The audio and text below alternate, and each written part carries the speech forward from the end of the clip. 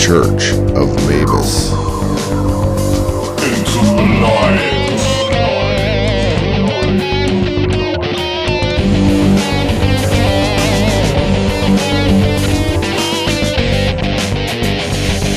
That may be your fantasy.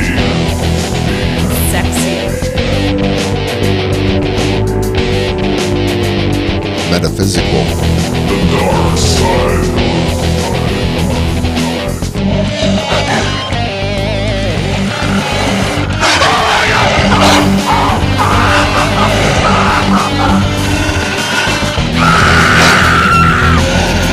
Love haunted houses. I like anything horror. I like songs. All of it. All of it. Deeper and deeper and deeper and deeper and deeper and deeper and deeper and deeper and higher. Oh yeah, me like it. Higher, deeper and higher and higher and higher and deeper and deeper and higher You mean I could go mad? and higher, deeper. I am the Lord. Rocket. I'm shaking. The Church of I'm Mavis. stoked. I'm ready. Awesome. This is awesome. Welcome back to the Church of Mavis radio show. Paranormal. Lotta, good old Florida. Got Beazle here with us. Indiana in the house. Got Jay with us. Hey. Where's Jay, man? Jay's up north.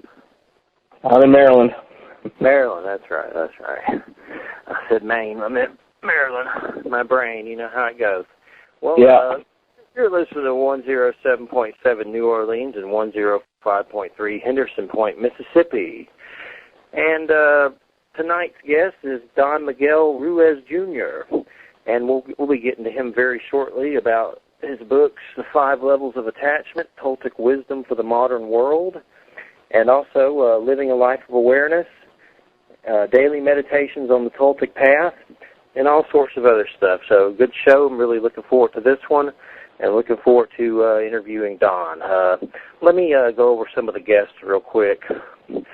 While I was posting around a picture on Facebook, George Norrie has some new from Coast to Coast, which I'm supposed to be doing eventually one year. I'm on the list. He opened up a dating site called paranormaldate.com, and it's for like alien, UFO, I guess Bigfoot stuff. But anyway, I had Graham Ganson, their artist, there was a picture of a Sasquatch woman like hugging a man, and it looks like something from like Planet of what was that show? Land of the Lost or something. I don't know. Land of the Lost, yeah. I don't think it was from that, but that's what it kind of looked like. But she's hugging this dude, and I had him put my face on the dude, so it's me. I've been saying I met her at paranormaldate.com, and we're getting married. Her name's Helga. Cool. I guess the Amazing Kreskin also has a dating site. I know. I went to that paranormal date, and it said join for free, and then I know sooner or later he's going to ask me for some cash, so I ran out of there. Mm. They always do. I might check it out one year, but maybe not. I might have to there. I don't have to go back now. Yeah. Well, real quick, let me go over some of the guests here. Coming up next Friday is Are You Serious? That's his real name, and he also goes by Ken. Jay Cornell, their book is on transhumanism and singularity, like futuristic technology kind of stuff. We've never really had anybody on about that. Well, maybe like when we talked about Philip K. Dick and stuff like that. It's come up, but not really. We haven't had a guest that I've been with. We're going to Android it up, if you know what I mean. We're going to pull out the robots. I know what you're saying. You got to see Ex Machina if you can. That's by one of the guys that did 28 Days Later, and he's like making these hot android chicks, and they're like trying to overthrow him and stuff. It was really good. Cool. Well, Okay, June 19th is Thomas John, Never Argue with a Dead Person. He's a psychic medium that talks to the dead. And necromancy. I'm just kidding. Necromancy's not in there. June 26th, Mike Amelli, Enough Already. And it's a book on success and becoming successful and all that stuff. July 10th, David, we're taking a break July 3rd. Not going to do a show. I'm going to stuff my face for 3 days. July 3rd, July 4th. Just a constant Independence Day stuffing. But July 10th is David Ian Cohen, and we're going to be talking about one of his books, and I can't get the title off. I don't know it off the top of my head right now, but I know it's on the Course in Miracles. So we're going to get into that with him and his newest releases that revolve around A Course in Miracles.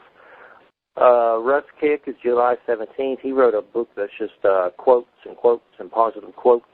Trying to do some spiritual stuff. We've been doing a lot of UFO and Bigfoot, and we've had military whistleblowers on, former CIA. We've been doing the X-Files dance for a long time.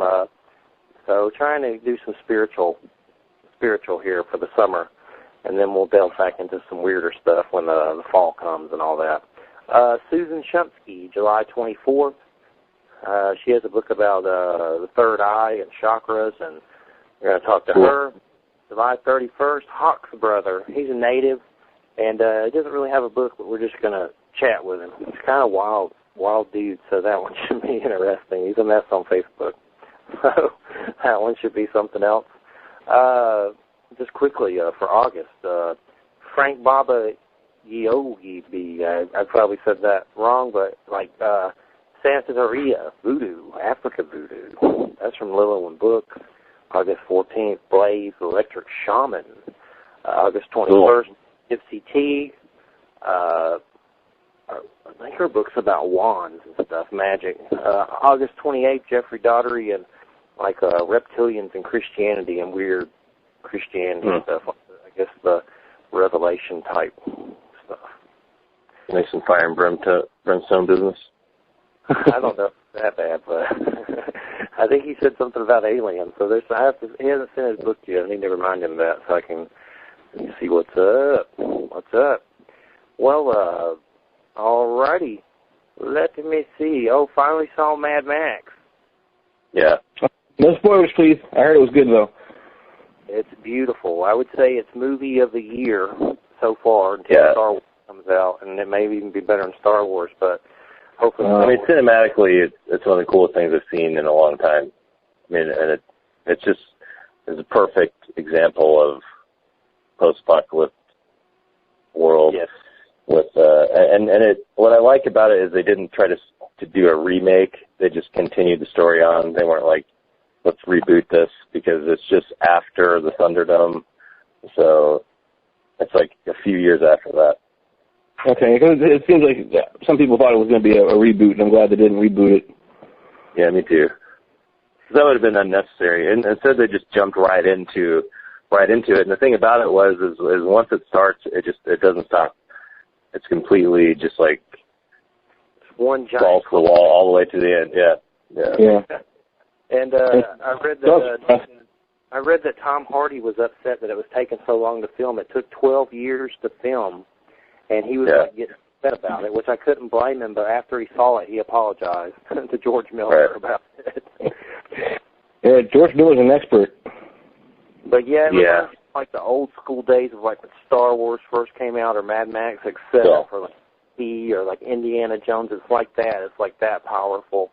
Yeah, it was really real and like raw. Like all the special effects were real, like explosions, that type of stuff. There wasn't very much CGI. There was some CGI explosions, but not as many. And they did a lot of really good stunt coordination. So I was super impressed with all those guys. And I guess a lot of people read a lot of male and female rights problems into it for some reason. And I didn't really even think about that at all because I was just blown away by the whole concept. And it made sense to me that this Furiosa lady was the main character, more or less, because it was more or less a story about her and all that instead of, it wasn't really about Max. He just like happened to be there. And so then people, I guess, were upset about that for some reason, but I try not to do it. I try not to think about that too long. I saw that stuff about them being upset. To get over it, it was ridiculous. There's no reason to be upset about it. It's just people have too much time on their hands to get upset about Charlize. Right. Hey, if Charlize Theron to the movie, I'm good. She's awesome. Like she's awesome. You know, like she has a huge range of acting also. Hot in this, and she was bald with one arm, like a robot arm. Right. Yeah, it was really good. But some weird parallels, like water, them holding the water out, and everybody fighting over the water. And there's some crazy. And Morton Joe's like, "Don't get addicted to the water." Yeah, because he's like hoarding the whole thing. Yeah, don't get addicted to that. I'm definitely buying it when it comes on Blu-ray. No doubt about it. Yeah.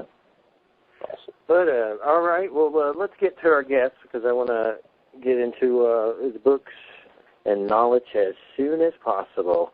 How you doing, Don Miguel? Hi, Jeffrey. How are you? How's everything?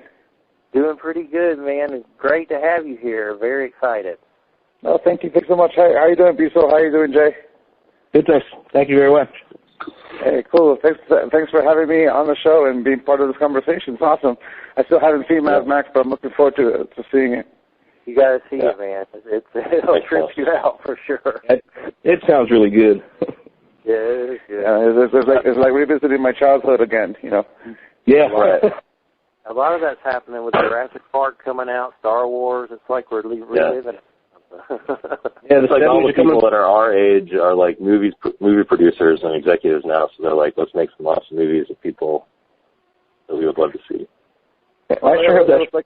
Has put up some really conversation I was having with a friend of mine. Like they were talking about not just the movies, how the cartoons are also our cartoons when we were kids, and I was telling them it's brilliant marketing, or at least ideas, because you're not only getting the kids, you're getting the parents that are enjoying it. I'm looking forward to seeing Robotech up in the screen, hopefully one day. Yeah. Yeah. So, Miguel, should we call you Don or Miguel? And if you could kind of explain the Don thing to me a little. I'm from Georgia. You got to break it down. You got to break it down. Yeah, it's an all Spanish tradition of saying like sir. It's like a surname. My name is Miguel Angel Ruiz Jr. and you get the sir from in the family in that way. So it's one of those things that you kind of earn type of thing. Right. Cool. Okay, so it's like sir. It's not like The Godfather. Well, yeah, that in a way, yeah. He also earned it in his own unique way, but it's kind of like it kind of fits. It comes from the same part of the world in Spain and Italy and that kind of part. The Don. I'm from Georgia. I was like, his name's Don. we get that quite a bit, yes. So I was surprised to see that you used to be a gothic dude. We're kind of like metalheads and kind of in that vein, so to speak, on some level ourselves as well. But could you go into that a bit? That kind of surprised me when I read that. I don't know why it did. It just kind of, I didn't expect it, I guess. Well, growing up, we grew up in the age where metal and goth and that kind of music was on. It's just that my favorite bands that influenced me the most are the Depeche Mode, The Cure, and that kind of band, Bauhaus, and then Guns N' Roses shows up, Jane's Addiction shows up, and we like it. So both me and my brother are really into that kind of music, and we wore black, and the funny thing growing up is that we'd go to one of these wonderful places, these holy places that my father would take us to, like Teotihuacan, and in the Basilica of Guadalupe, and we have this beautiful experience, and we still be on our dark clothes, and we have a Love Will Tear Us Apart shirt, and we go to a bookstore, and my father gave us rosaries, because we also grew up Catholic. So we have our rosaries on, compared with all this, goth dress outfits on us, and then this people started giving us a hard time for wearing something sacred, which is the rosary, with the black, and they're saying, well, they associated the black with that, whatever perception they had of it. And now here, my brother and myself, we just had this experience. We had this beautiful experience with the divinity, or experience with the mother, whatever we want to call it. So it was just this culture clash that was awesome. For me, I still enjoy that music. I still see it as fashion. And to me, wearing black doesn't mean anything negative. It's just this expression. I like the look of it. At least when I was much younger, I wore a lot more of it. Yeah. But, growing up, in that mixed world, for me, I grew up in the border town of Tijuana and San Diego. I was born and raised in San Diego, and I crossed every day into Tijuana to go to school in Tijuana. I did it backwards. So I grew up with two cultures right off the bat. I grew up with the cultures of America and Mexico. I grew up with a Catholic family that's also a Toltec shaman family. I grew up listening to, my father listened to the Beatles and the Rolling Stones and Pink Floyd, and I grew up with the Depeche Mode, The Cure, and Guns N' Roses, and Ozzy Osbourne, and it was always this mixture. It's always this mix. Like another good example is my father was a neurosurgeon, and my grandmother was a faith healer. So you can say that we have the two extremes. My father's a neurosurgeon. My other uncle is a neurosurgeon. My other uncle is an oncologist. All doctors, and their mother, my grandmother, is the faith healer. And so we grew up with this, extremes on both sides, or duality, you can call it that way. And it was fun. So I always saw the music in that way, in a positive way, that, we experience life. We experience the highs, we experience the lows.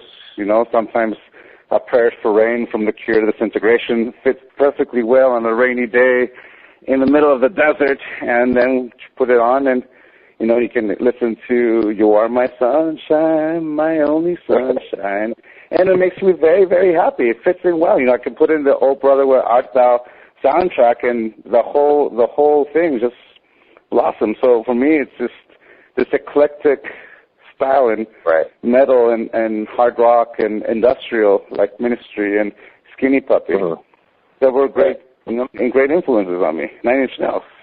Yeah, I like I was just listening to 9 Inch Nails, and then I listened to Mad Max soundtrack, and then I'll go and listen to R. Carlos Nike, the Native American guy. I think I just said his last name right, but R. Carlos Nike.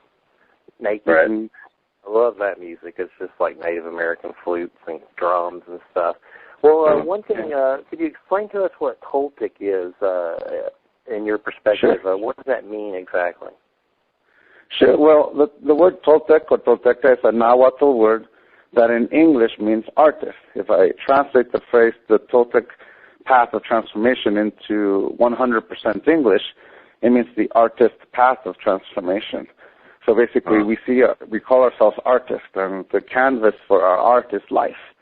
And the instruments we use to create that life is our will, our intent, this energy that animates this body.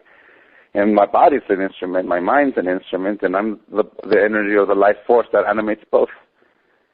So Znagul, does that mean shaman? I first came across that road with that word with R. Carlos Castaneda type stuff. What is Znagul just another word for shaman? It's in a way, there's three definitions. And that's the thing. That's the beauty of language. Language a word can have many definitions, and one of them is very similar to shaman. The three definitions we use in our family, or that I grew up with, is one, a spiritual teacher or guide, which fits with the whole shaman, image, that someone who shares this spiritual path and shares it with the people around them, and either in family or with people outside the community. Then there is the second definition, which is Nahual and Tonal. Tonal basically means matter in Spanish, in English. Matter, this matter that is my body, for example. And Nahual is the space between, which is the energy that moves matter. So, like in Physics 1, and you can't move an object. In order to move an object, you need a force that moves it. Well, that force is the Nahual, and the object is the Tonal. So that's the second one. And then there's the third one, which is the more in popular culture in Mexico and small little towns and pueblos, which is that of a man who is a shapeshifter, that is able to change form. And according to the old legends and the old stories, they can change into an animal form, like an owl or a coyote or any form of animal, serpent and things like that. And if you see it from a different point of view, it refers to a being who has no shape. So a Nahual is a being that becomes aware of himself or herself as a living being. So the sense of identity or form that the body has goes beyond that. We see ourselves as energy, this energy that has no shape. It just basically moves. It's this thing that gives life to this body, to this mind. So from that point of view, we take off the mask of the individual. But the thing that makes us shapeshift is not that we actually change shape, is that people perceive us in different ways. You know, it's kind of like the example I like to give is imagine you invite all your friends, all your family, everyone you know to a party. And at that party, you know, you have your co-workers, you have your family, you have your high school friends, your college friends, sometimes even elementary school friends. And you have your siblings, and you have your best friends, and all of a sudden you have a party that almost every single one of them is going to navigate to a different corner. You know, they all form little cliques because they hang out with the people they know, and they see you, and they're expecting you to behave the way they're always known, and every single one of them sees you different. Like the family sees you as, in my case, Miguelito, or my friends and from high school remember me as Miggy or Chori. That's the nickname they used to have for me. Or my wife or my ex-girlfriend see me in a totally different way. The constant is me, but the perception of me changes. So from there you can see that the story of the Nahual is basically this living being that somehow finds freedom in finding the authentic self and let go of the image of self in the sense of an identity and see themselves as a living being, and yet everyone around them sees an individual that's different, that's constantly changing, constantly morphing, but the only thing that really is changing is the perception of the individual. And sometimes they like what they see, and if they're in that party, for example, and you know the parent sees the son or the daughter hang out with their high school friends and they're not acting the way they always expected of them, they're like, well, who is this person? Who is this person? And they might be open to it. They may not be open to it. And that's, you can say that we feel like being pulled. Like at a wedding, if you're at a wedding and you are the groom or the bride, whatever, it feels like it's a tornado because everyone wants to say hello or hang out with you and get a little bit more of your time. And at my wedding, it was just crazy. It was just, because it was that kind of a party where people from different parts of my life come together, and every single one of them wanted me to hang out with them and act in that way. But here I am in my party, and it's a whirlwind, it's a tornado. So that's what we in our tradition we call the mitote, 1,000 voices all talking at the same time, and every single one of them is vying for your attention. So to find peace, to find a center in the middle of that storm. So I'm the same person. It's just that people's perceptions of me are changing because of the way that their perceptions have changed. It doesn't have anything to do necessarily with yourself. And I definitely see a lot of people struggling with that. You know, and I've kind of felt that type of thing myself. But I think sometimes it's hard because people, instead of just being who they are, I guess, kind of adapt to how people want them to be and expect them to be, instead of being who they actually are. So that's confusing to yourself if you do that, and it's confusing to other people if you are just who you are. Yeah, exactly. It's what we call the result of domestication. Domestication is a system of reward and punishment by which we model the behavior of an individual. That if you live up to the expectation, you get the reward, which is acceptance. And since we're emotional beings, emotional people, that feels like acceptance, that feels like love. And if we don't live up to that expectation, we get the punishment, which feels rejection, and which feels like the opposite. So when we behave according to the way they expect us to behave, then we will get their acceptance. That's the reward, acceptance, that you're one of us. And if you don't live up to the expectation, then you get the reprimand, the judgment, which feels like the total rejection. So when we put our definition of self in the hands of someone else, then our happiness will always be subject to someone else's point of view and who we are, what we are, and it's basically based on someone's opinion, someone's idea. And it happens all the time. So from that point of view, I totally understand what you're describing because, well, that was me too, you know. And the whole point for me in this work is to let go of that, to find that center, which simply means I become aware, one, of what I'm able to control. And I control to the tips of my own fingers. I don't control the tips of anyone. I don't control the will of another individual. I can only control mine. So from that point of view, I look at the truth, and from the moment I am born to the moment I die, I'm the constant in every relationship. I'm the last person I say good night to. I'm the first person I say hello to or good morning to. So from that point of view, little by little, it's getting this confidence or this self-assurance of being me, of allowing myself to be me and enjoy what I like, and be respectful, have courtesy, or you could say, what's the word? Compassion for others, but at the same time, that compassion, I can't give what I do not have. How can I give compassion if I don't have it for myself? And for me, that's the beginning of that. So it's like finding the center is just simply basically breathing. I realize that I'm breathing. And I'm alive, and how do I want to live? Through someone else's opinion of me or my own? Yeah. I mean, I've seen it also happen, like both you and your father, I believe, were talking about how people have abused this type of understanding.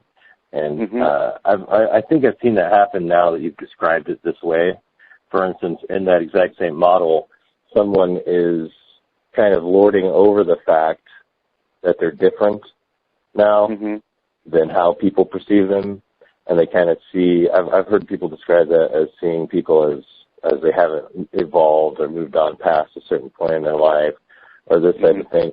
And I think that's a pretty unfair assumption because it's not that they haven't evolved, it's just that their perception of you hasn't changed. Yeah. Yeah, you can say that. So that doesn't mean that they're any less along a path of development than anyone else. It's just that they still perceive you in the same way.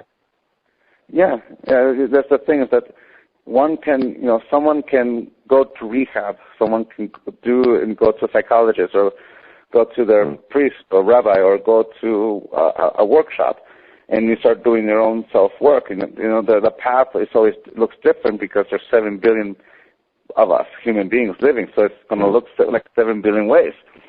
And, imagine that person who went to rehab and everyone who knows them or her remembers from those days, those party days, and that way, and the drama and all that kind of thing, and all of a sudden this person succeeds. This person succeeds in rehabbing. They become sober, become clean. Their will is strong because they know what they want. They let go of the addiction because that's what they wanted. Now, the years pass and they've got 3 years, 4 years of sobriety of being clean, and they run into someone from back then, and they had a wound. That person has a wound with them, and like, hey, how you doing? And hey, I'm sorry for what I did back then. I was wrong, but I'm making amends. And that person, if they're healed from their wound, they'll see that change. They'll be like, all right, I'll give you the benefit of the doubt, and I'm willing to see. And then there's the people whose wound is still fresh.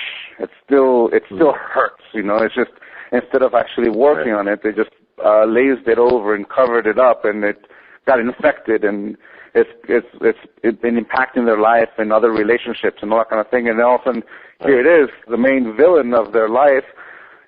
And you get mad, like, how dare you stop being a villain? How dare you clean up? How dare you? You are like, you're supposed to suffer, and all kind of thing. And that's when you have that. So, we as an individual who will go through that, they will get both extremes, both the people who are willing to see it, and then there's the people who are not because they, for whatever reason. The thing about that is that what keeps one going and strong is knowing who they are. This is who I am, and I did this for me, because at that moment, if that person's judgment and poison is very, very strong, they could tempt them to go back to that world. But in that point, always remember where you come from and what the work you've done, and realize who you did it for. And if this person is not willing to see it, then you respect them. You respect, I can't change it, but I'll be here for when the opportunity arises. And but I've also seen people use that in a way, how you were talking about how you might be looking for acceptance. I've seen it to where how some people may lord this transformation over someone, and then the people who perceive them in one way now will change to gain the acceptance of the other person. You know what I mean? Especially in an abusive relationship, that type of thing. Like if you show up and you seem to be doing great and all this other kinds of stuff, and then these people see you there, and then they're kind of lorded and over on you, and then that activates their dysfunction, I suppose, and then that makes them want to please you more. So yes, I mean, I've seen that type of thing happen too. So this is all pretty interesting exchange of energy, and it's like a pretty big responsibility, I guess, once you get to the point where you decide that you're going to be an individual and you're just going to be who you are, then that's how you have to remain. Yeah. And you remain like that because that's what you want. If I have to, then I'm still pretending to be something I'm not. That's the image that you describe is about someone trying to look that path. And mind you, anyone who's ever gone through any form of transformational work, be it rehab or counseling, they'll try to convince everyone, hey, I'm okay, please have me back in your life. And at first, it's the way you describe it, because they're not really there, but they want to be. But and it's totally understandable. But the best way to move the ball forward is by taking a step forward. It's realizing that in order to talk the talk, you have to walk the walk. And by that I mean engage this work, engage the work that helps us, and that's what that responsibility you talk about. That level of great power comes great responsibility, Peter Parker. And it's true, and that's our will. What we say yes to impacts our life, because we're using this energy that moves this body to manifest something. And when I say no, I'm not going to use that energy to manifest a single thing. So, from that point of view, how I want to change in the world, and how I want to live my life, that's what I have power. And if people want to see that, great. If people don't want to see that, great. They're free to see what it.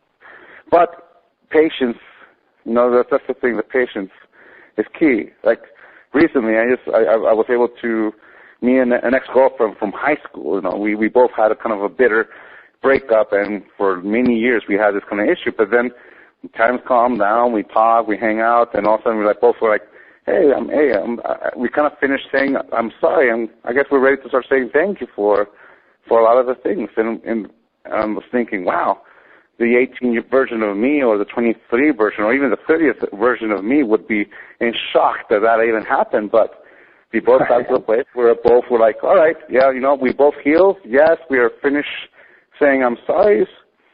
I'm ready to say thank you. Thank you for the experience. Thank you for this opportunity. And all of a sudden, man, it's great. But that can only happen if I do the work myself. Right. Yeah, you have to decide. Yeah, and that's where patience is key, because if someone has a wound that doesn't let them see who we are, or the evolution, let's call it evolution for now, the evolution of the work in my life, then, we have no control over it. The more we try to convince them that we have changed, the less they'll believe us, because of what you described. I mean, maybe this guy or this girl is pretending to be something just to get me on the good side. We'll see. Right. But that benefit of the doubt is, it's a great opportunity, because some people don't give it at all. So, to be grateful to have that benefit of the doubt is phenomenal. But that's with people around me that I have no control over. It starts with me. This is what I control. My own perception of myself. Am I ready to heal my own wounds, to allow myself to see myself, to be worthy of my own forgiveness, to be worthy of my own acceptance, to say, hey, Miguel, you're all right. You're going to be all right. This happened. You make amends. I made amends, and life moves forward. How do I want to carry that for the rest of my life, or am I going to learn from it? Which is the difference. There's a huge difference between the two. So, yeah. Agreed. All right, let's get Jay. You there? You got a question? Yeah, I'm here. Now, the word you used that you described with Jeff's question, Nahual, I don't know if I pronounced that right. Is that of the Nahuatl language? Is that what the Toltecs used to speak? Oh, Nahuatl. Nahuatl. Nahuatl is basically N-A-H, Nahua. So it's, that's the language the Toltecs spoke, and to the point where the ancestors before that, which is the Teotihuacan people, they spoke their own unique language, but language changes. For example, the English, we wouldn't be able to understand. Some of us don't even understand William Shakespeare, and that's considered a low-brow English at the time, right? Mm-hmm. And same thing with Spanish, same thing. But even within us, we evolve. We're both. All of us are speaking the English that has the color of the environment we surround ourselves. I have an accent. You have an accent. So Nahuatl, in regards to Nahual, is basically this interpretation, this symbol that is supposed to represent something. And the reason why I call my book Toltec Knowledge for the Modern World is basically I'm putting it in a language that we can all understand, because when I was growing up, my grandmother would teach me these things. My dad would teach me about Tezcatlipoca, Quetzalcoatl, the Smoky Mirror, and all kind of thing. And, as a teenager, I saw that as history book. It's like it belongs in a museum, it belongs in some book. And then little by little, life taught me, and I started understanding it in my own unique way. I saw it in soccer, I saw it in bands, I saw it in all these things, and all of a sudden, I get what my parents have been saying it. So the concepts are still there, but you can play with the symbols in a way that allows us to understand each other. And I think that's, in my father's work, The Four Agreements, that's been the key. There was a book before that called Beyond Fear, and that has a lot of the symbology of the shaman. But in the Four Agreements, he talks about what we call common sense. So the nice thing about the language evolving, as well as even changing language, we went from speaking Nahuatl to Spanish to English, is that the concepts are still there because life is still here. We find a way to understand it. Like we tried to understand the old scriptures, like we tried to understand what the Egyptians did. Some of us don't speak that ancient language, but luckily we can interpret it and understand it. And we first see it as a symbol that belongs in a museum, but then we apply it in life and like, oh, I get it. It's this, it's that. So, and that was cool. So, yeah, the Toltec definitely spoke Nahuatl, and I think there's definitely parts of the country in Mexico and some parts of the United States and Guatemala and Belize where they still speak that Nahuatl language with its own variations and slang and curse words. Yeah. Going back even further, when I was in college, I did a paper on there was a Japanese culture, prehistorical culture called the Homon people, and Homon stands for rope pattern. So you see this rope pattern that I was able to follow from Japan with my paper all the way across the Western Americas, then across the Southern Americas, and then all the way over to Europe. So you see these rope patterns on all cultures. So what do you know of the Homon people having done trade and cultural exchange with ancient peoples like the Toltec and the Mayan and even the Olmec? Because they started around 14,000 BCE, and the Homon people go to about 1,000 BCE. But I was able to show that they traded with these people and even interbred with them. And recently, the Human Genome Survey confirmed that by saying that some of the Native Americans of North, Central, and South America are genetically related to the Asians. So do you know anything about that in your research? Well, from what I've known, both from oral tradition and history lessons, we're all descendants. We come from the same root. In a sense, like when Alaska and Russia were connected by an ice bridge, many civilizations forever, and that bridge was there for centuries, or millennia, whatever. That we have that similar ancient traditions. The example of that is the dragon.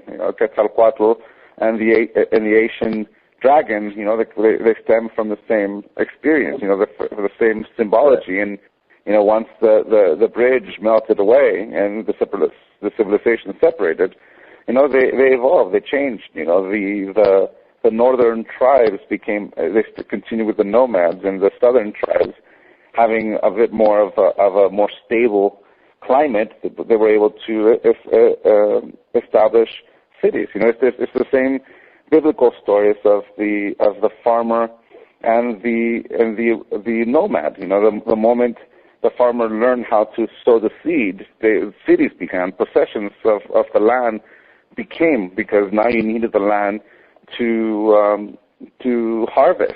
And then the nomad didn't need that because they weren't living off the land by cultivation. They were living off the land by the wilderness of what's in cycle, what's blooming, where you have to use knowledge to find where the pools are, where you can find the food. And the Native American of North America followed the buffalo, they went in the summer, they went up, in the winter they went down, and they adapted. And then you have the Toltec and the Nahuatl and with the Mayans and Incas that lived in an environment that's a bit more hospitable, you can say, that they were able to establish the societies. And now we are able to be more stable, even in a harsh condition like Alaska, because we have the technology and the know-how to do that. But we have the same ancestor. The symbol of the cords and the cables, with the little knots.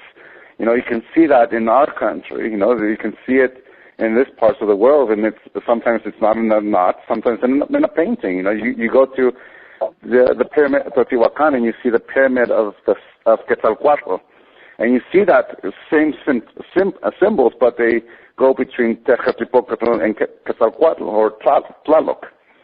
If you go see the pictures of the pyramid of Quetzalcoatl, you'll see that it's in a cycle of Quetzalcoatl, Tlaloc, representing the cycles, and each one of them represents, and underneath it, represents this stage, these epochs that happen. So beyond that, that's as far as I know.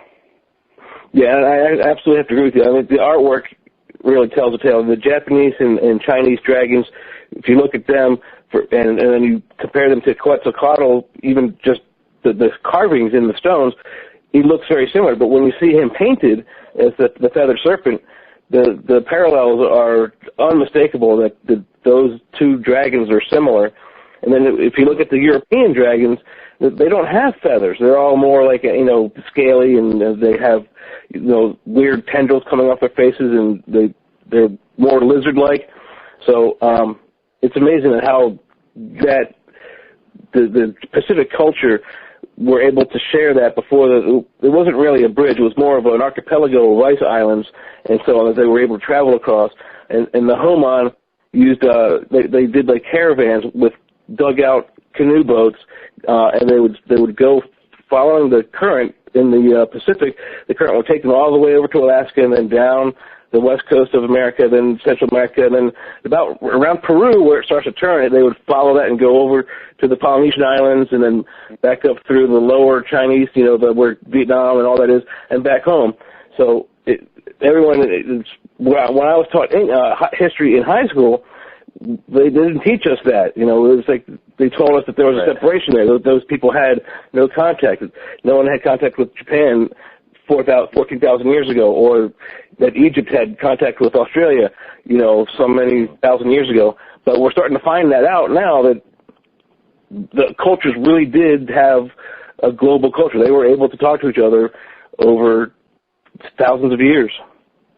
Yeah, sometimes a long time as a comparison to now. Like now, the beauty of this modern day is that we are able to interact with each other in a matter of seconds. Like look at this conversation.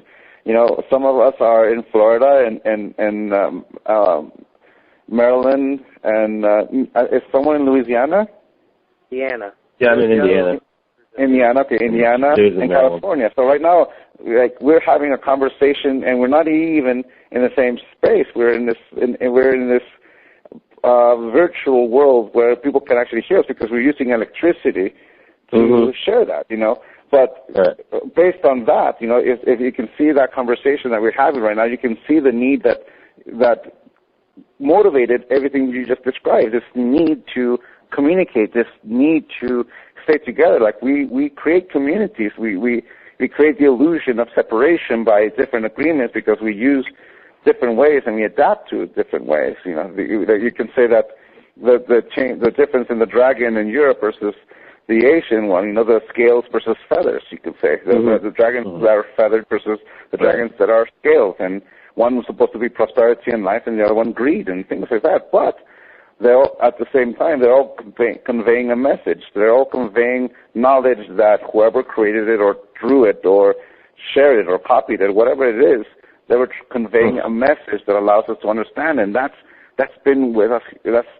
You can say us in humanity, we have that with one another. We keep looking for ways to understand each other so we can create something together, or we can eat, or we can create, or we can hunt, or we can cultivate, or we can just share ideas. For example, I didn't need to explain to you guys what a goth was or a metal, because we understand it. We have the common symbol that allows us to understand. And, even though my experience was in Tijuana and San Diego and Mexico City, the experiences were unique, but they had that common thread, that little common knot of being in the South or in the North or in a different part of the world. We all listen to the same music. We still like the same riffs, whether it's a power chord or the classical embracement of Iron Maiden with electric amplifiers.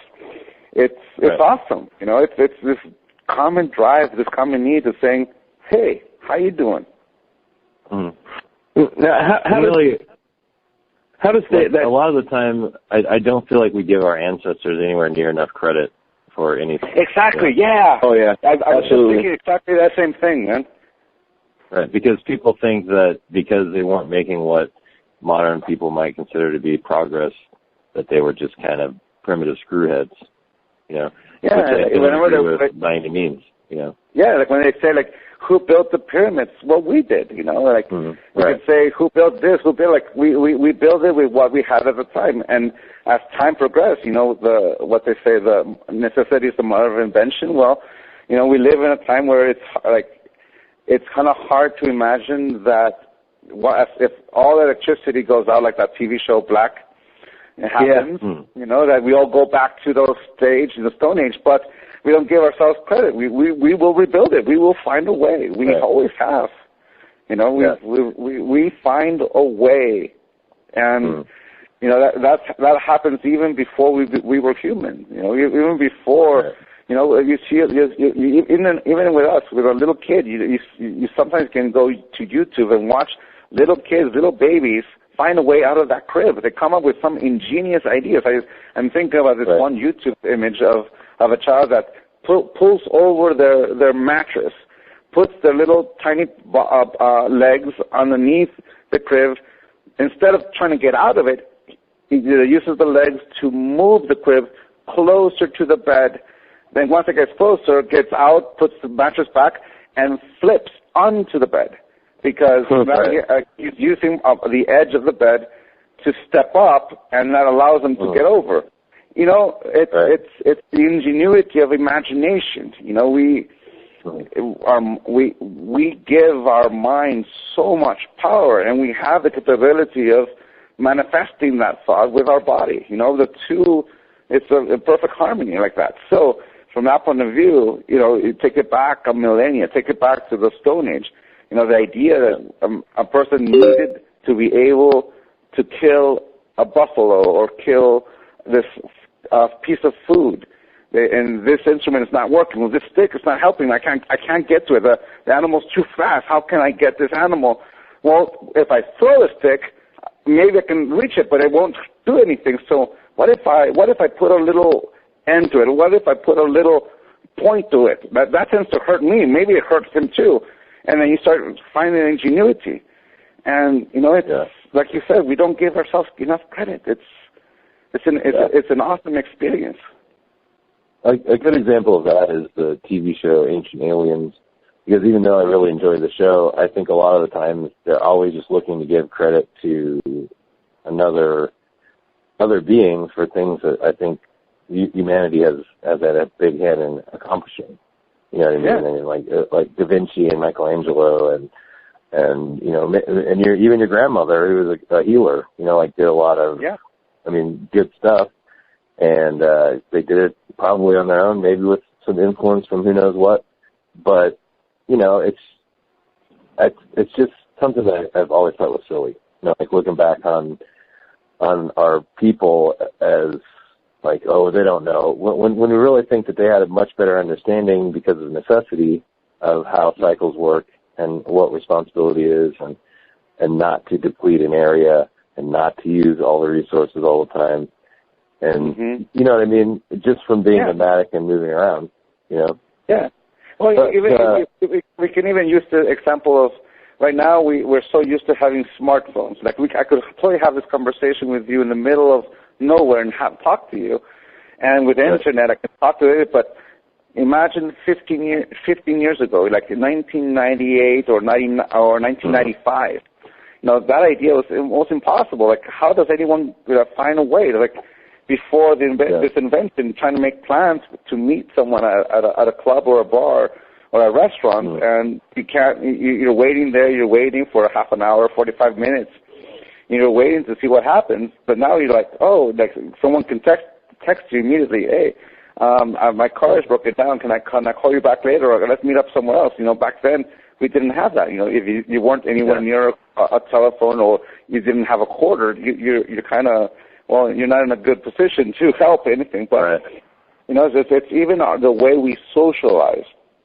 You know, I can hear my little girl who's 7 years old, almost going on 8, saying, "How did you have fun?" And like I put on Madonna, I put on Elvis Presley, and they're like, it doesn't sound as good as today. You know, I can say, well, it's because today we have a good the production skills are better. You know, it's the sound back then, and it's a little different. You can totally hear this, you can hear that. It's kind of spooky to me. Yeah, and they're saying, well, no, they're used to this processed, very hyper,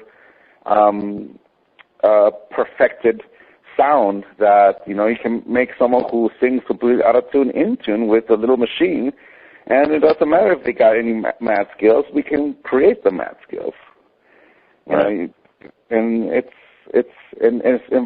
just in the last 15 years. Now imagine that with 2,000 or 3,000. How were they able to keep trade with only knots and cords? You know, like I was listening to that history. I also watched that channel, and you know they show a show where the people in the Middle East back in the day, they used to have this little cord to keep their numbers, their accounting.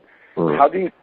And you know, it's a fascinating way of doing it that today we wouldn't know. Like some of us don't even know how to use an abacus.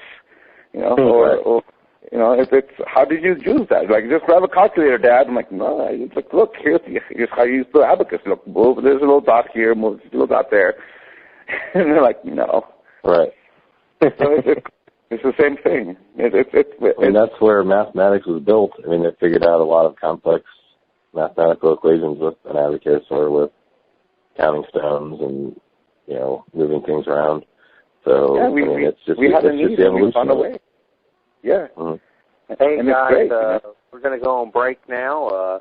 Loving the interview so far. We're going to take about an 8-minute break. Nobody hang up or anything, and we'll be back in about 8 minutes. You're listening to the Church of Mavis radio show with Don Miguel Ruiz Jr., and we'll be coming back for the other 45 minutes or so of the show. Thanks for listening, and be back very shortly. All right, nobody hang up, and I'll be right back, too. Just don't hang up, Miguel, and you're good to go. Cool. So you have 8 minutes? Yeah, we have 8 minutes. Okay, I can go to the bathroom then. I'll be right back. Okay. Thanks. Whoa! Did you hear? Listen to the Church of Mavis radio show, hosted by Jeffrey Pritchett. 7 p.m. Eastern. Friday. Nice. Follow your weird and journey into the high strange. Be sure to stop by www.churchofmavis.com. thechurchofmavisradio.com for upcoming shows, paranormal news, and show archives. That's www.churchofmavisradio.com.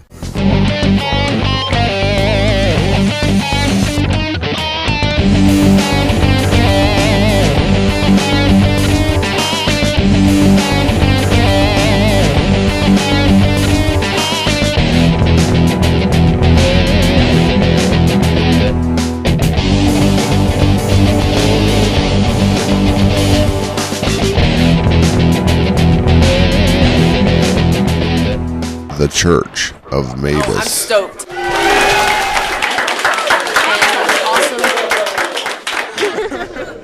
Welcome back to the Church of Mavis radio show. The second half of the show. Dogs are in here staring at me. I heard someone else's dog barking. Who's got a dog there? Not me. Did what? It was my dog, Lula. My dogs are, they keep wanting to go outside, and then they go out there, and they don't want to stay out there, and then I let them in, and then they want to go out again and drive me crazy.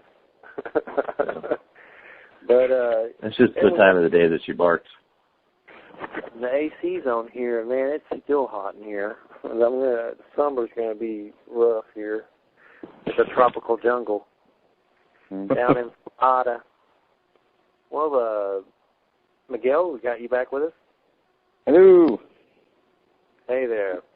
Well, Hi. I guess I wanted to ask, when it comes to attachment and anger, what are some tools with dealing with anger? I'm somebody that deals with anger a lot, and it usually comes out of my writers, my fingertips, or my mouth. It's not something that's violent. I haven't been in a fist fight since high school, so I don't. I usually try to channel it, creative-wise with writing, and I have a book out on Bigfoot.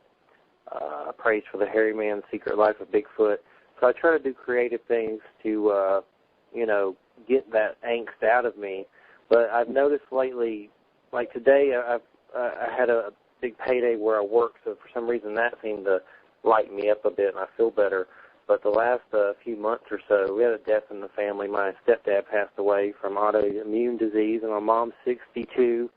So, I was worried about her, because she just lost her husband and everything, so I went through all that, and that seemed to awaken a lot of, fear and anger, because my dad died in my early 20s, my real dad.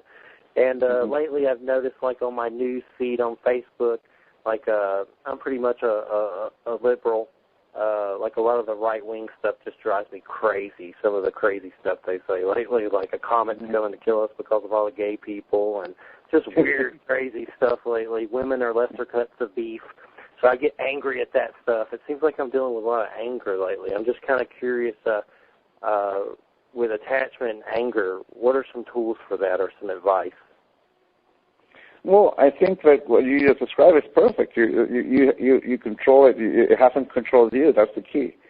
You control it. You find a channel, and that allows you to express yourself, to create, and you've been successful. There's nothing wrong with having anger, because it's just an energy.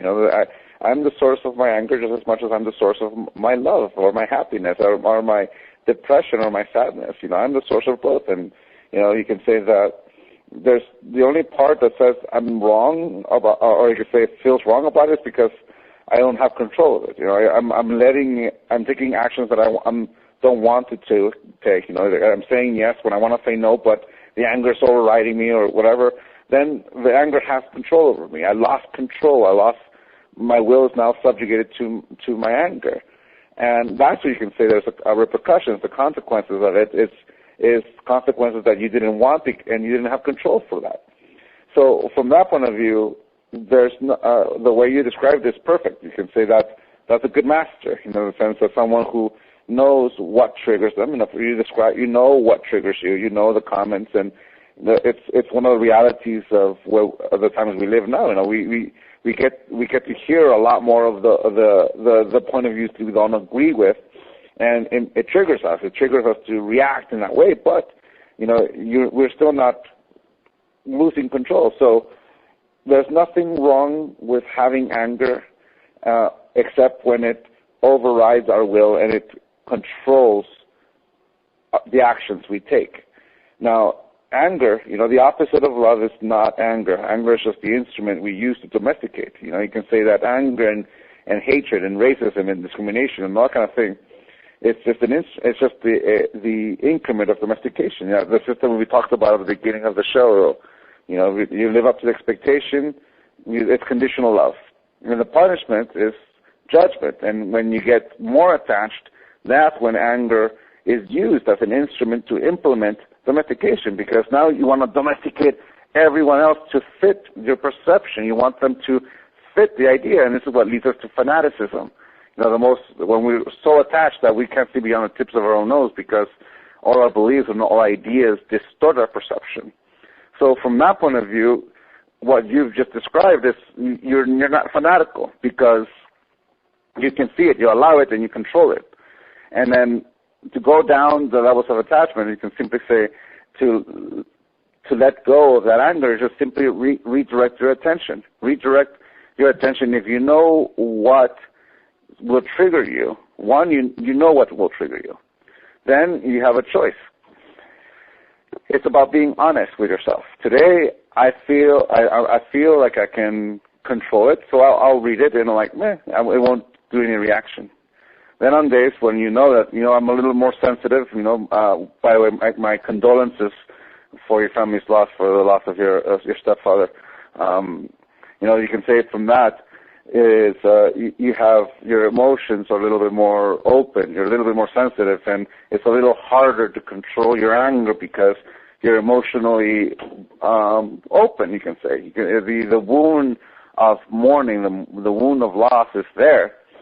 And, with that honesty, maybe today may not be the time to click on that link that I'm going to go grr on today. It may not be a day that I want. Let's see what those people on the right or left or whatever are saying, because I kind of want to take time for myself to heal. And you can say that, that to me, like when I was talking about addiction before, one of the key things about recovering is complete and total ruthless honesty. Today, I know I can handle it.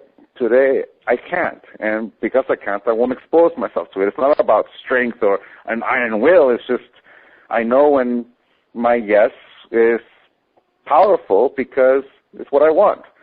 Today, it's a little shaky because my emotions are blinding me a bit more. I won't expose myself to it. So from that point of view, anger, if you come to peace in the way we can come to peace with fear. Both anger and fear are just instruments. Fear, the function of fear is to keep us safe. That's the job. And we can abuse it like we can abuse alcohol. We can have fear on things that are not real.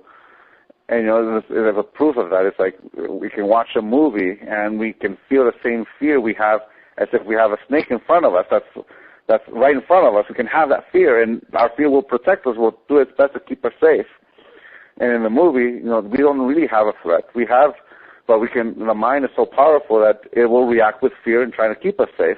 But there's nothing wrong. The mind is very powerful. Well, anger is in the same way. The thing about anger is that it'll also keep us safe. It's meant for us to, in those moments of survival, in those moments where, we have this reaction, it allows us to go into battle or go and defend ourselves or walk away or stand up for ourselves or assert ourselves. It's an instrument. And we can also abuse it like we can abuse alcohol or fear. If we begin to abuse anger in that way, then it controls our lives. We'll always be angry at everyone, everything. And the thing is that there's always something to get angry about. All we have to do is just get on Facebook, get on social media, get on your favorite website or news, and if you have an addiction to getting angry, you're going to press that wound over and over and over and over and over, and then you're angry at everyone. Everyone's a moron. But with what you described to me at the beginning of the question, you already know this. You know that you have anger, and you control how you want to express it. It's like the people. It's like Robert Smith writing about sadness. We have The Cure. We have Bruce Dickinson writing about what he reads in his history books, and we get an Iron Maiden album. it's a great instrument, but from that point of view, some of the it's things just simply how do you want to do it? Yeah. Just like I don't always control it. It's just that I'll say things that I probably shouldn't say that are angry at the people who make me angry. Mm-hmm. Sometimes and things. Yeah, and that's what I refer to as domestication. We're domesticating it, in that system of reward and punishment. We are surrounded by people who are trying to domesticate it. There's three ways we can either engage each other as equals. I see you as my equal because you're alive. Whatever we believe we have, whatever history we have, we are equals because we're alive at the same time. And that allows us to respect each other. Your yes and your no means something because my yes and my no means something. And from there we can co-create if we want. But we can also impose my will and I can subjugate you, or you can try to impose your will and I can subjugate me. And that's what we normally see. And anger is a great way to domesticate someone because you're trying to punish them for believing something you don't agree with. And that's what we see. That's the battle we see. That's part of the mitote. This continuous who is going to domesticate who is going to control, because he or she who controls the yes in a relationship controls the relationship. If I could, the best way to control someone else is to make them doubt themselves, to make them doubt their own capacity to say yes and no, to make them, poor you can't think anything for you. And if I do a very good job of that, they'll say, yes, you're right, Miguel, think for me. At that point, your will has been subjugated and you allow someone else to control it, their will. So that's what we know as imposing and subjugation. That's the dream of the planet we see from that point of view, that the part that brings all this conflict. So from that point of view, if you see anger, what is the role of anger in that role, in that interaction? It's an instrument to domesticate.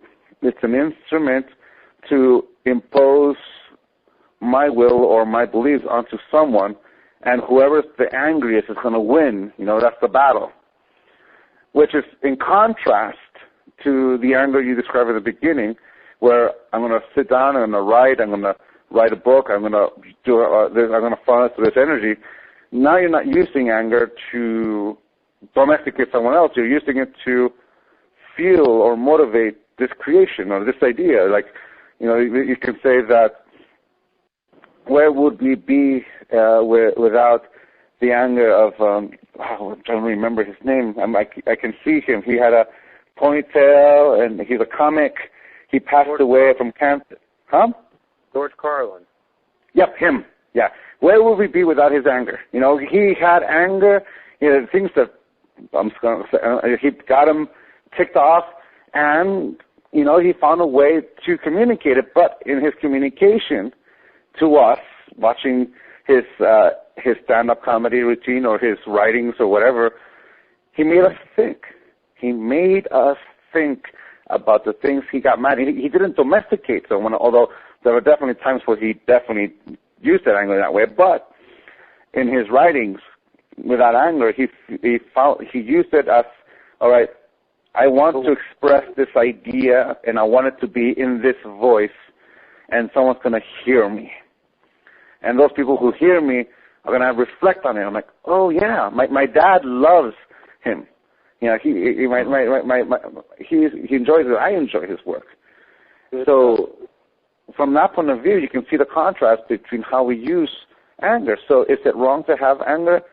No, it's not wrong. It's a reaction. It's an emotion that we experience.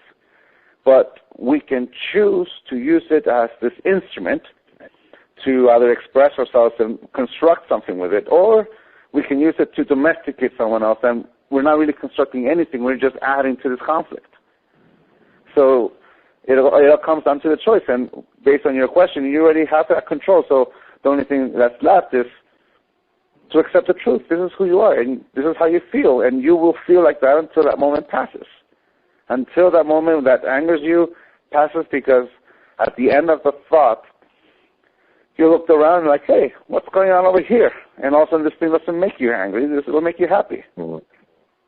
It's like my father always said, like, when you're immersed in a thought that's making you react, if you try to stop it, it's like trying to stop a freight train. It's going to take a long time, and it takes a lot of discipline and a lot of strength to do it. But if you know how to listen to yourself, then you allow the thought to finish, and when it's finished, you redirect it.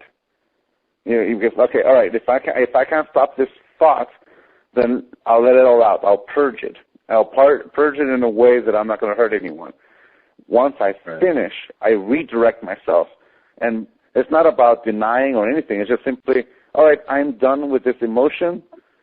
Let me go back. It actually reminds me and my wife have what we call the art of arguing.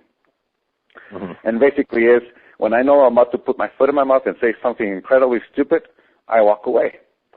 And at first, my wife followed me. And I'm like, no, honey, wait. It's that I'm mad and I'm so angry right now that I realize I'm about to put my foot in my mouth. And my grandpa always told me, if I'm about to put my foot in my mouth, tighten your lip. If you've already put your foot in your mouth, tighten your lip even harder. And if that doesn't work, leave. So in that sense, I recognize that I'm about to say something stupid. I'm about to say something angry in anger. So I walk away. And the way it works with me and my wife is that, okay, she knows that I'm walking away because I'm about to say something stupid or mean or just nasty. But what makes it work is that she knows that I will come back, that I will diffuse that emotion. And when I come back, I'll see a bit more clarity, that the anger won't blind me, that the anger won't control me, that I come back to re-engage and like, all right, let's go on this conversation. And it's easy to have a solution from that.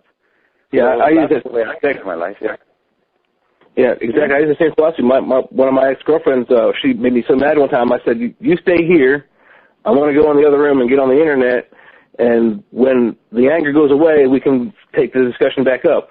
And then she followed me in there, and I was like, no, you don't understand. I'm going to say something that's going to be so mad it'll just ruin the relationship. So, yeah, I understand that. That's a good philosophy to actually have, to just, when you're about to say something that you don't mean, but at that moment it'll sound like you mean it, get away. Otherwise, you're going to ruin the whole thing. And like you described it, that when a girlfriend, like my wife, came back and found me, at first they come back because they don't think that we will come back, that their thoughts, it's been invalidated. But if you simply say, no, I value your thoughts, I value what you're going to say, but let me have time to de-trigger this, because it doesn't, anything you say right now will make me explode. And you might say the nicest, kindest thing, but my perception will distort it and think that you're being facetious, and I'll be angry, and it's. I know when I'm blind, and I'm going to walk away to take the blindfold off, and then once the blindfold's off, I'll come back, and it requires that trust for her to let that happen, and the trust is established by coming back, and that takes practice. That takes realizing that, all right, it worked once, it'll work again and again, and now she does it with me. We both do it with each other, and it's nice. Mm-hmm. Yeah, I learned a technique like that after I read the Celestine Prophecy like a long time ago, and they were talking about how when people are arguing, how they tend to follow you around and argue with you, and that's because, like, one example or a model is that the energy is like linked to you, your energies are linked to each other, and the best thing to do at that time is to just separate. And if you walk away, you notice that people will follow you anyway, most of the time, because my wife and I do the same thing. Like if we get into an argument, I'm just going to cut out for the same reason. I'm like, I don't really want to be angry. I don't like yelling at her. I don't like the idea of anybody doing that or being hostile towards her, especially myself. So I'm like, well, I'm going to get out of here. But then it used to be that she would try to follow me, or I'd try to follow her, or something like that. But now we've just kind of realized that that's the best thing to do, is to just kind of go somewhere else for a second. Yeah, and that's the great thing. Every relationship is different, and we implement it, and it works, and it works because we want it to work. Right. Because I don't like arguing with her. Yeah, neither do I. It's just, there are times where we will react. There are times when I'm going to react. There are times when she will get mad for the right reason or the wrong reason, and I won't. I'm not aware that what I've done, and I'm like, all right, well, something has happened, and I'll pay attention. I won't react. I'll listen. And then sometimes, there's times where we automatically react, and that's our defense, because we've grown up thinking that, a good defense is an offense, and I'm going to react regardless of what's being said, and I'm going to bring back old injustices, old arguments in order to validate this one when it has nothing to do with those old arguments. So it's this mutual willingness between couples. And if we can do that within our couples, we can do it with our family members, our extended family, even our coworkers, even our friends, even in politics. The way you described it reminds me of that. What was said about what we find on websites and Facebook and things like when we find those triggers, we can also walk away from that. We don't have to, stay there. We can turn off the computer. There's that. There's that photo floating around. The best way to let go of fear, turn off your TV. It's an interesting little excerpt, but it's exactly what we're talking about here. There are times where, all right, I'm no longer perceiving. I'm no longer listening. I'm not willing to listen anymore. I am going to shut down for a little bit, and then once this emotion happens, I'll see again. So, yeah. So there's my advice for that. Well, one thing that I want to definitely hear your perspective on. Another thing I want to mention is your book, Living a Life of Awareness, and, of course, 5 Levels of Attachment. I've enjoyed them both tremendously. And thank you. I love the kind of book that Living a Life of Awareness. I love those kind of books with these, meditations in them. I have one of your dad's, too, that's got prayers in it. And they help me a lot with what we were talking about earlier. I can go and, read a bunch of this and just feel like a whole lot better afterwards. It's like medicine in itself. Yeah. But one reason I was having trouble with anger, I believe the death situation when my stepdad died, it was a very he went out in kind of a gruesome kind of way that was kind of terrifying. It was an autoimmune disease, and it was rough. And by the time he left, it was a good thing because it was just so rough. But I know that brought up a lot of stuff. And my dad died in my early 20s, and I'm also a cancer survivor. I had testicular cancer when I was 17 and got healed from that, went through chemo. And then after that, my father passed away in my early 20s, and I started reading, actually, Celestine Prophecy was one book that kind of influenced me, too, back then, among a lot of other books on, Druidism, shamanism, and all kinds of weird stuff. But I also had some UFO experiences, and with multiple witnesses, seeing weird stuff in the sky, and saw some beings that were from somewhere else. I saw beings of light. I've heard shamans call them the luminous ones. I've seen beings that were kind of like serpentine-like. I call them the serpentines. They were kind of like holograms, not physical like us, but they were weird. And the closest I've ever come to seeing something like them was the Mayan gods and stuff like that. Pictures I have on this oracle set. And I also saw some beings that were very small with hoods on, standing around a black box. So saw a lot of weird stuff, and that's why I do the radio show. And, after seeing something like that, I've been interviewing people for 7 years after seeing it, and I'm still trying to figure out exactly what it is I saw because it was so weird. But I'm kind of curious from where you're from, have you ever had any type of UFO experiences? And also, I guess this is kind of a two-parter question. I wanted to kind of hear your perspective on death and the afterlife on some level. Okay, sure, no problem.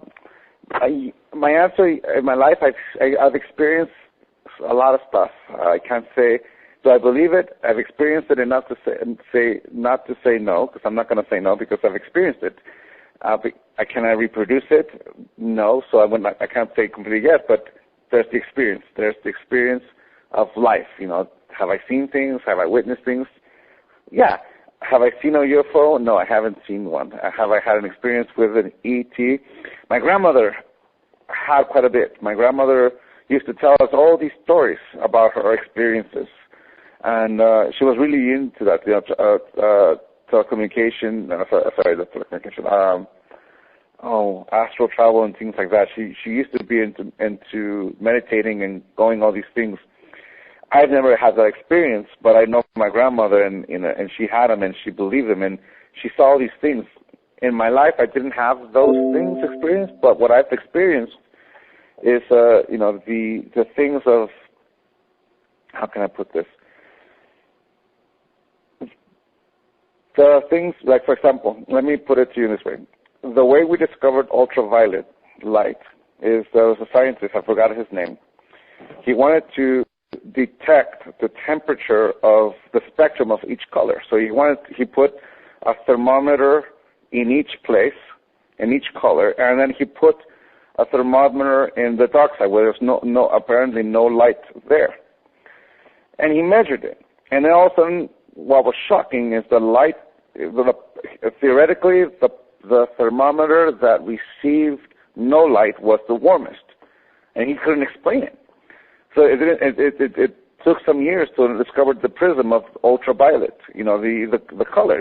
We found a way of discovering it, through some experimentation and things like that. So there's light that is beyond our perception. And you can say in physics, part of that spectrum, there are lights that we can see and lights we can't. Like X-rays, we can't see it, but we can find a way to get a film and we can see through bones because the X-rays didn't go beyond that. It's the density. With that said, there are things in life that we can't perceive because they're outside of the capability of this mind and this physical body, that somehow some other people have that capacity to experience, to witness. Have my hairs in my back gone up? Yeah. Have I been in a room where all of a sudden my dog starts barking at a dark side and there's nothing there? Yes. Have I heard voices? Yeah. Have I seen a ghost? Yeah, I have. Do I see auras? Yes, yeah, I do. I don't use them for my identity. Because once I use them for my identity, I begin to distort them because now it's about me instead of letting it be what it is. When we adapt ourselves to it, when we make those things a part of our identity, now we begin to domesticate ourselves, and we want to start domesticating ourselves. We distort it because it's part of our personal importance or ego. But if we're able to just see it as is, just to see it as something that you just happen to witness or just something to experience, then there's so many things that on a moment you can experience. You can hear that sound. You can hear that thing. There's a story that in my home when I was growing up, my grandmother meditated and did her prayers and did a channeling, and I saw her face transform. And I've witnessed many things. What is it? It's life. It's life being life. Do you see the little figures? You were able to see it. You got to experience. Now the mind is going to try to create an understanding, and the understanding is going to try to find first the symbols that allows us to understand. That's the point of knowledge. It's a bridge that allows us to understand each other. And we put it in words that we can all hear and understand. And you can say, for example, in the earlier conversation, we talked about aliens and how they might have built this, they might have built that, and then we think, well, that's not giving enough humans credit for building them. We have that perception, we have that understanding. We'll all perceive life in our own unique way, and it's truth to us. So, from that moment in my life, I've seen and witnessed and engaged miracles. I've seen light. I've seen in moments where the tree and I also have a communion. And it has nothing to do with the mind. It's something that if the mind tries to get in, it's basically as like a dog trying to change its tail. Because every symbol we will use, the thing about the words we use is that they're empty symbols whose definition is completely subject to an agreement. We can use a word that's innocent here in the United States, but an absurdity or a vulgarity in the United Kingdom, and they change. Words change, but the experiences are the truth. So, from that being said, in regards to the afterlife, I grew up Catholic, so my belief is we all go back to God, of course. Then my dad described it this way. Imagine living life as a single drop in the ocean, and your perception is of that single drop in the ocean. And when you pass away, that perception expands to the whole ocean. So I'll find out about that when I die. Because right now, it's a story that my father had, as well as what I grew. Is there something outside that moment of death? And my answer is yes. Because when you've witnessed a child being born, you witness this being came from somewhere. Life came from somewhere. That energy came from somewhere. Then if you see death as in the same way you see a birth, like the birth of my son, the birth of my daughter, and the death of my grandmother, and my uncle, whose death I witnessed. I was holding his hand when he passed away. Is that when I was holding my uncle's hand, when they took him off life support, and when you take someone from life support, it's not fast. It takes a while. The breath changes and everything. So we're on his bed, and we're all holding a part of him and telling stories. We're doing in our tradition the last communion, which is basically we share all our stories of him and have this one communion with this beautiful being. And my uncle, who was completely unconscious, I was holding his hand, but I can feel him. I can feel his presence. I can feel his essence. I can feel the dexterity of his hand. And then all of a sudden, his breath changed. His last breath was completely different from all the other breaths. His last breath had no intent. There was no force. It was just more of a balloon, just air just coming out, no intent behind it. But the crazy thing, or the part that changed my life forever, and my dad's teachings and my grandmother's teachings, I understood it, but with my uncle, unfortunately, who taught it to me in this way, is that a moment before I could feel my uncle's presence. I can feel his hand. I can feel the dexterity, and in a second, it was gone. I could no longer feel him. I could no longer, even though I'm still feeling his hand, that warmth disappears very fast. It goes cold very quickly.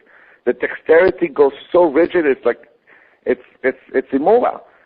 And all of a sudden, my uncle's body became an object, where before it was a living being, and then it became an object that's inanimate as the chair I'm sitting in.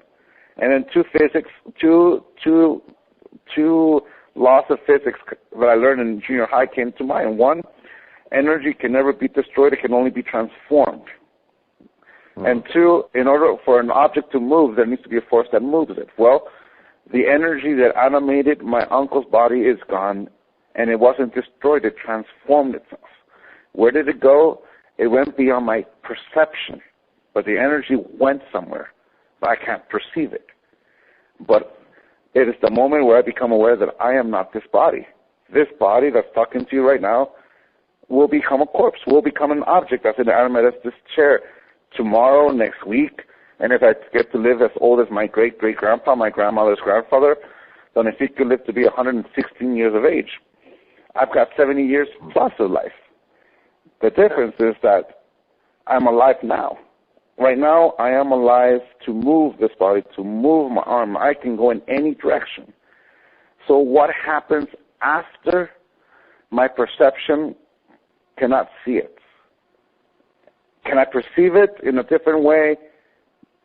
Possibly, yes. I have dreams of my grandmother. She died in 2008, and she still. There are times when I can feel her. There are times when I can smell her. There are times when I can, I can see her in my dream, or when I'm awake. I can often a song of hers comes into my mind.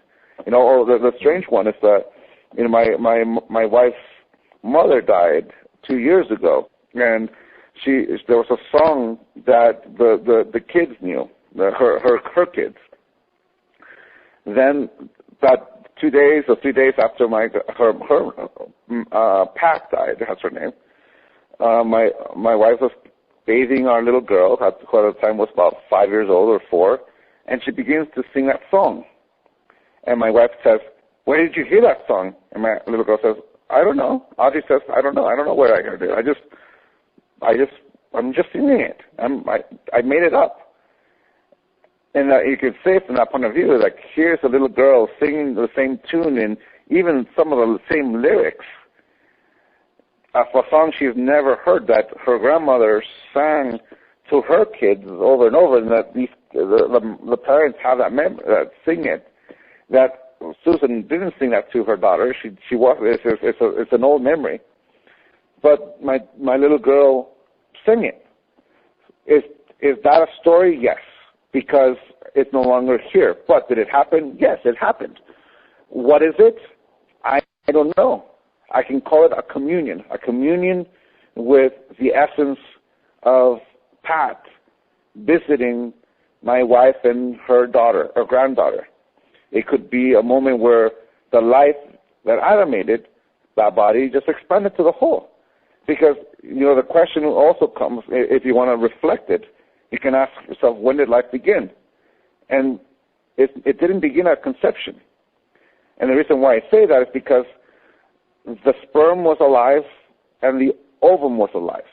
If the ovum was dead, there would be no conception. If the sperm was dead, there would be no conception, which means in order for this embryo to happen, both the sperm and the ovum have to be alive, which means it comes from a living being, which means if you see life, when did it start? It started a long time ago, and then from there we can use an old Toltec story that life came from a flame, and that flame gets passed down from generation to generation, and it comes down from the person who took that flame from the sky, from the sun. That's an old Toltec story, but if you see it from that point of view, when did life start? The ovum is alive. The sperm is alive. Our life didn't start at the beginning of conception. What started there was the individual perception, the individual point of view that is me, the being that is me, the being that is you. But life started a long ago, and if you see it from that point of view, it expanded.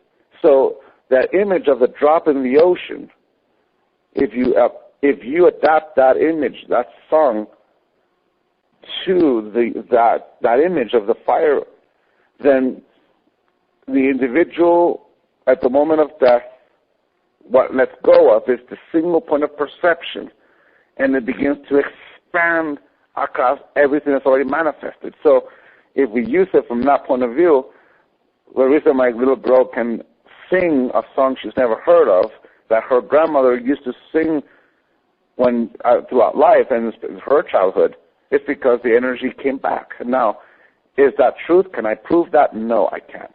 I can't prove that. But it is a way that the mind was able to understand and experience. So from that, the discipline that I have is to not make it about me. My name is Shane Humphreys. It's not about me. Practicing. It's not about my ego. It's not about my importance. Did I see it? Did I see the aura? I don't know. But the experience is there. And that experience, if we let it just teach us what it is, after the experience we had it, what's on the other side of that last breath, what's on the other side of the last beat of the heart, it's something beyond our imagination. Because even what I'm sharing with you, it's just a tip. It's just a small little tip. A communion. A communion that goes beyond my little girl and my wife. A communion that can go back to the whole. And from that point of view, our imagination is incredibly powerful because it can imagine all these things. But the way we use knowledge, we have to have the agreement. And that's why science comes in. Science requires proof. There's the discipline of hypothesis, experimentation, theory, fact. You know, we tend to go from hypothesis straight to fact without experimentation or theory. We tend to do that because we want to believe. And in society, the way our culture is, that's the discipline of science that we allow it to make it unfold until we can prove it. You know, we've proven so many things. We've proven ultraviolet. We've proven all these other rays that we can't perceive, but it's there. Well, are there beings that we can't perceive because our perception can't see them? Of course, there is. The question is, and the most important part for me, is how do I engage it? And that's where meditation comes in. That's where this practice of spirituality, music, the language of do, re, mi. You know, like it's for example, we talked about metal before, and we're going to talk about it again. Like my brother Jose, he has long hair down to his waist. He's long metal head, and he's got the stuff. And he goes to a new age shop, and someone recognizes him, and she says, "Let me do this performance." So she has those bowls. So she has him lay down between the bowls, and she goes, "Ooh, ooh." And she does the whole thing, and it's beautiful. My brother wakes up from it, and she says, "What do you think?" And my brother says, "It was beautiful. It was a wonderful experience. It reminds me of being at an Ozzy Osbourne concert." And the girl went, "What do you mean?" She starts getting offended, and my brother went, wait, this is what I mean. Ozzy Osbourne has a song called Mama, I'm Coming Home. And at a concert, there's about 50 or 60 metalheads going, Mama, Mama, I'm coming home. I'm coming home. It's the Om. And 50,000 metalheads and Ozzy Osbourne amplified it are having this moment of communion with the Om. And it's beautiful. And that is the key to this concept of life and afterlife and before life. It's all one experience of communion. We've gone, the cultures from Japan and China to Latin America, you know, it's all of this communion that we have. Right now, you know, I can talk to you not just about the Toltec tradition. I can use the philosophy of the ancient Asians or the philosophy of the ancient Egyptians or the ancient Europeans, and we can all mesh it so we can use it to have this experience, to have this community. So from that point of view, what's the difference between me and my corpse? That I'm alive. And the beautiful thing about discovering my own mortality is that I get to live a life between now and that moment. Whether it's next week or in 70 years, how do I want that life to be? Because after that last breath, my perception will shift. And if I'm not willing to detach from this life, then my perception, what will it be like? So from that point of view, life, afterlife, and pre-life, it's this cycle of the one. You can see it as the yin and yang. It's got the black, it's got the white, but in reality it's the whole. It's one symbol, one circle, and it's all one. Does it all happen at the same time? Yeah. Can I perceive that? Some of us can, some of us don't. Some of us don't want to see. You know, I have a friend who lives in Durham, North Carolina, and she's been a psychologist and very much a woman of science from the times we went to college together. And then she was doing yoga, and she has an aha moment, and all of a sudden everything changed for her. Now she can see things. She can see those lights that you describe. You know, and you know she's looked out. She's talked to a shaman. She talked to Buddhist monks. She's spoken to me because she trusts me. And her perception changed. Now, that happened during life. Here's the thing. We are alive. Right now, our perception is of the single point of perception that is the individual, that is me. And while I'm alive, everything is possible from this perception. Life has all the right to say no to me because I have all the right to say no as well. But while both life says yes to me and I say yes, anything is possible. It's a minimum opportunity. And the minimum opportunity is that we're here. When you describe how to handle anger, well, that's an opportunity to create the way you described it. And you're aware that sometimes it controls you. Okay, that's awesome. That's the beginning steps. We can't change the world pretending to be something we're not. We started by accepting the truth. And this moment, we're angry or we're happy. or in this moment we're like, that's life. So, from that point of view, what is it that we're perceiving?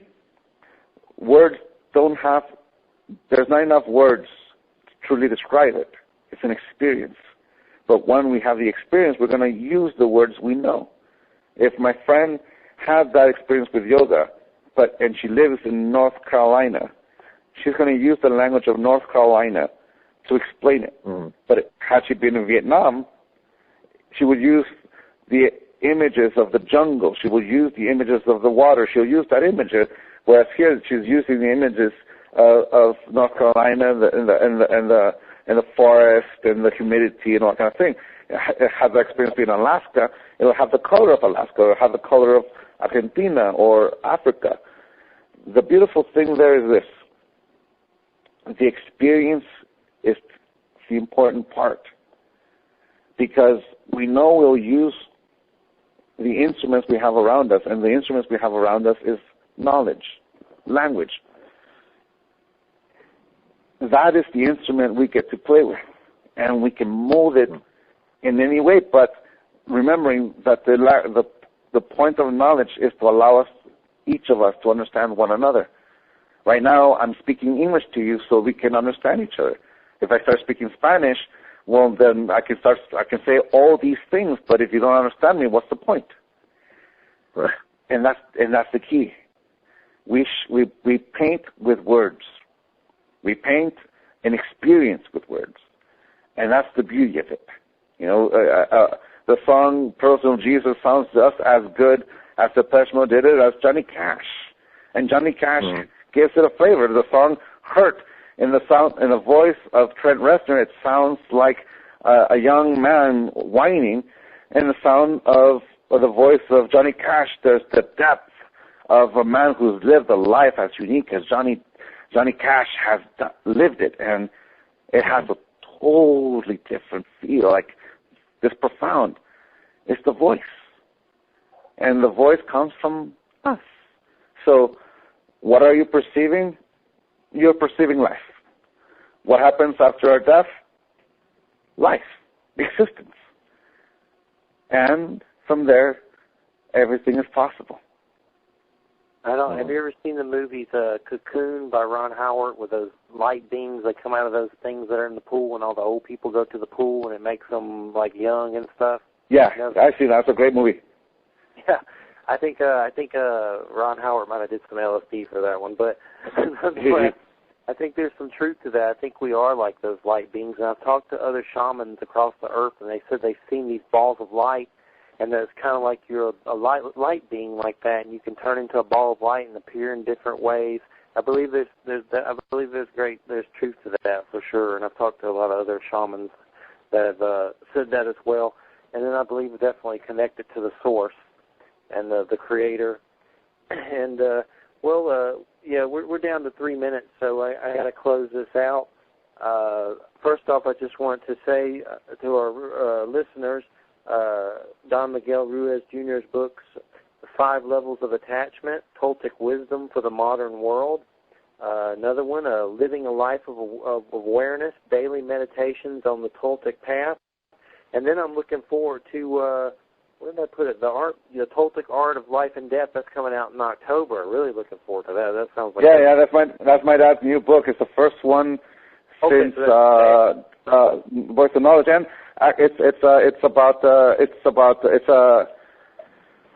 a fictional biography about his heart attack, and he was in a coma for 9 weeks. So that's the biography part, and then his experience in that. And it's more of a novel than a self-help book, and it'll be great. I've read it. It's like, wow, that's pretty cool, man. When do you have something coming out again? Is there anything in the works?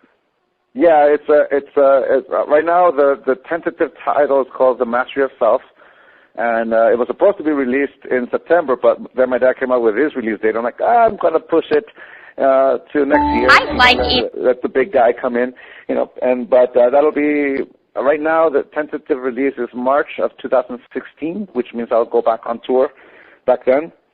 But yeah, cool. Beasley, Jay, and Jeffrey, thank you so much for having me. It was so much fun talking to you guys. 2 hours just went by so fast. Yeah, it did. Appreciate it so much. It was really educational. It was a sacred experience for me, and I believe it was for our buddies here, too, as well. It was great. Loved it was appreciate it. Thank you. It was so much fun. What's your website? Yeah. MiguelRuizJr.com. Without the done, just Miguel Ruiz Jr. All right. Well, we really appreciate it. You make sure you go see Mad Max, man, for sure. Will do. No, I'm looking forward to it. I have the first two on my DVR waiting for me to watch it because I want to watch it to remember it and then I go see it. Yeah, you gotta get primed up. All right, everybody. Thanks, Beazle and Jay, and thanks, Miguel. We loved it. We really appreciate it. Take care. Thank you. Appreciate it. Have fun. Enjoy. All right. Good night. Thanks. Good night. Bye. Bye-bye. Good night.